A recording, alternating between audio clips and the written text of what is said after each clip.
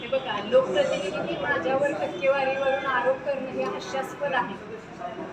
ज्यांचं अख्खं आयुष्य टक्केवारीवर गेलं त्यांनी माझ्यावर टक्केवारीवर आरोप करणं म्हणजे सोचू एका के बिल्ली चले हज.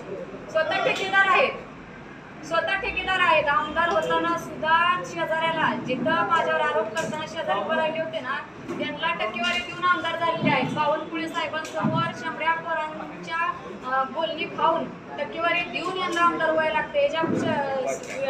याच्यापेक्षा मोठं दुर्दैव काय आहे? यांना पंढरपूरमध्ये यायचं म्हटलं तर विचारून यावं लागतं. आणि जे स्वतः ठेकेदार आहेत त्यांना जास्त टक्केवारीचं म्हणतात. माझ्या वैयक्तिकवर याच्यावर बोलायला जाऊ नका. तुमचं काढायला गेलं तर लईच वाईट निघेल. आणि लोकप्रतिनिधींनी महिलांवर बोलताना जरा म्हणजे भान ठेवून बोलावं. स्वतःचे संस्कार इथं पाजळू नयेत. 5% घेऊन 5 कोटी रुपयाच्या आता ती 5% झालं ना. पोस्ट व्हायरल होती. तुमच्या प्रतिस्पर्धीने पोस्ट टाकले. आम्हाला सुद्धा रस्त्यावरचं पोटात गेलं यांच्या.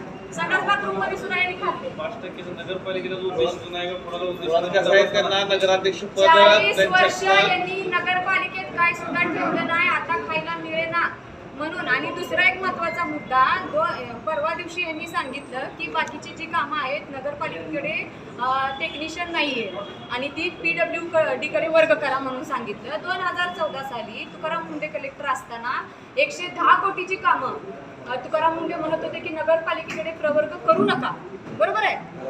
आणि तरी सुद्धा परिचारकांनी मुख्यमंत्र्यांवर दबाव टाकून ती नगरपालिकेकडे प्रवर्ग करून नगरपालिकेने केली ती कामं 110 कोटींची. त्यावेळेस ती चालली कामं. तेच टेक्निशियन आता देखील आहेत. म्हणजे त्या काळी ती कामं चालत होती पण आता चालत नाहीत. आता ती PWD कडे वर्ग करा म्हणते.